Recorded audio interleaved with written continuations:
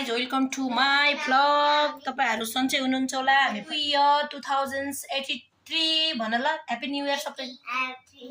Happy new year सबैजनालाई। अब आज हाम्रो चाहिँ ह्यापी न्यू इयर चाहिँ मनाउँदै छ। यहाँ मेरो छोरीले चाहिँ मनाउँदै छौं हामी। यहाँ छोरीले चाहिँ पिठो मोल्दै छिन्। यसरी पिठो मोल्दै छिन् मेरो छोरीले चाहिँ। अनि म चाहिँ के गर्दै छु, म यहाँ अनि आज मैले मेहन्दी पनि लगाएको। न्यू इयरको दिनमा मेहन्दी स्टार्ट गरेको। अब लाउनलाई पहिला लाउँथे, अहिले छोडेको थियो, फेरि लाउनु पर्यो। अहिले चाया आएको जस्तो भयो के टाउकोमा। नुहाइधुवाइ गरेको छैन। अब म यहाँ पकौडा बनाउँदै छु। पकौडा हैन, यो के भन्छ फ्राउन। यो चाहिँ ढुङ्ग्री बनाउँदै छु। अनि यतातिर बारा बनाउँछु, मास चाहिँ भिजाएको छु। हाम्रोतिर के भन्छ यो बारा भन्दैन के अरे, के भन्छ भनेपछि मासको पिठो, उसलाई बटुक भन्छ अरे, बटुक बनाउँदै छु। यता म चाहिँ यो बनाउँदै छु यसरी। अब आज न्यू इयर स्पेशल चीजहरु खानुपर्छ भन्ने हो। अनि बन्दैछ हाम्रो यसरी सामानहरु।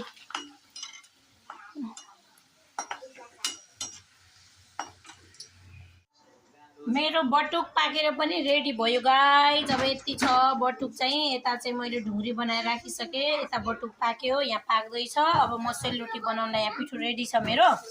अब यो पिठो मोल्छु अनि मोलिसकेपछि रोटी पनि बनाउँछु। हेर्नु कस्तो हुन्छ। अब आजको न्यू इयरको भ्लग चाहिँ टोटली हेरिदिनुस् मेरो लास्टसम्म ल गाइज।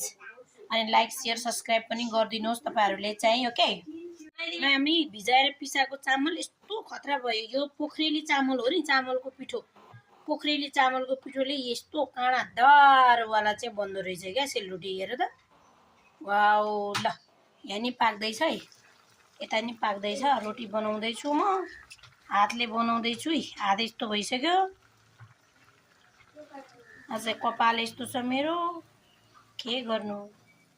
अहिलेसम्म उ गरेको छैन चामल। अब यति छ पिठो चाहिँ सकिन लाग्यो। यता बारा भयो, यता उ भयो फेरि। हेलो गाइस, मेरो मम्मी सेलरोटी बनाउँदै हुनुहुन्छ भने यहाँ अलिकति हेर्नेर आऊ। कस्तो बन्यो त निकै हो। यति रोटी बनायो। यो मेरो छोरीलाई क्यामेरा समात्दिनु भनेर आज चाहिँ यति माथि किछिन् छोरी। कहिले पनि क्यामेरा समातेर हेल्प गरिदिदिन् मेरो छिन्टियो नि मेरो सेलरोटी।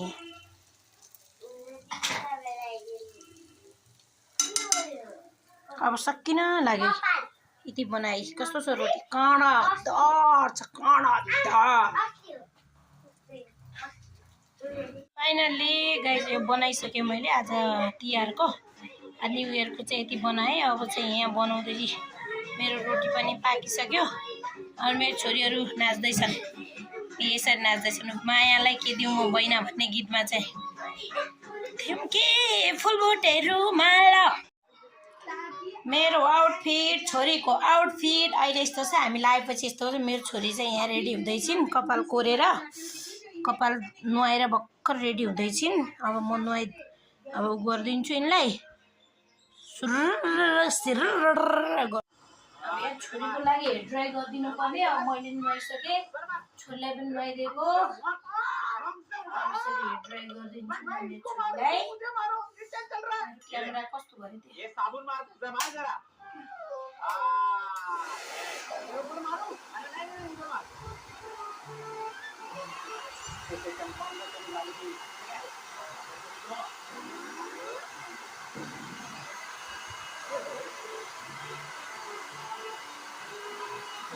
ड्राई गरिदिनु पर्यो।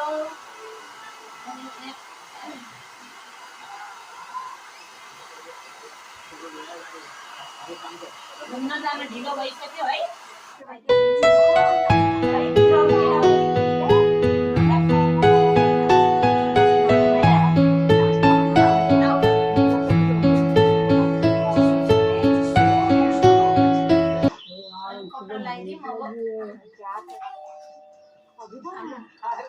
वो कहाँ जा रहा है?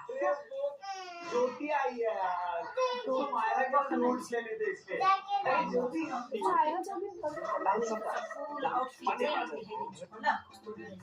ऐसी बनती है ना मैगी, ऐसी बनती मैंने तो ऐसी बनती भी देखी है। यहाँ ल अरे क्या हुआ?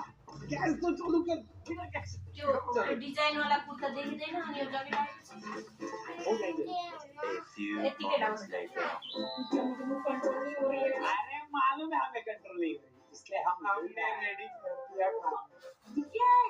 ये है भयो त नूडल्स कस्तो राम्रो भयो है और ये क्या बनेगा? और क्या बस आपने मेरे दूध में नमक डाला है। म देखाइ अझै उता जाऊ। आज चाहिँ हाम्रो खाना चाहिँ यही हो न्यु इयरको। हामीले मासु ल्याएनौँ, मासु अब हामी भरे खान्छौँ। आज अलि बिहानै नखाऊँ भनेर भ्याएन पनि बनाउनलाई है। मिठो छ ल। अब चाहिँ हामी रेडी भयौँ होइन। अब हामी कहाँ जाँदैछौँ छोरा? कहाँ जाँदैछौँ रे हामी? अब कहाँ जान्छौँ भित्रै जानुहोस्। छाता लैजाउँ कि क्या? पानी पर्ला जस्तो छ त बाहिर। समात त छाता समात। छाता त्यहीँ कहाँ छ? एउटा त्यो उसमा थियो। हाम्रो चाहिँ यस्तो छ आउटफिट। यस्तो छ आमा छोरी। आउ त आमा छोरीको हेरौँ एकचोटि कस्तो रहेछ आउटफिट चाहिँ।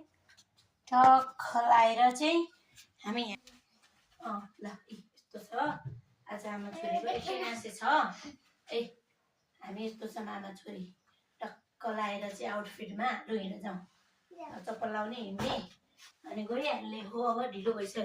चापी कहाँ छ चापी?